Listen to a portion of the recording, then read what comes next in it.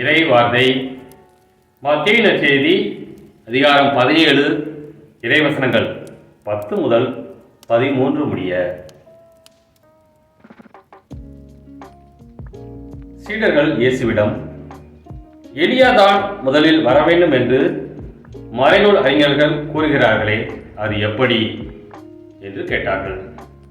அவர் மறுமொழியாக, எலியா வந்து எல்லாவற்றையும் சீர்படுத்தப் போகிறார் என்று கூறுவது உண்மையே.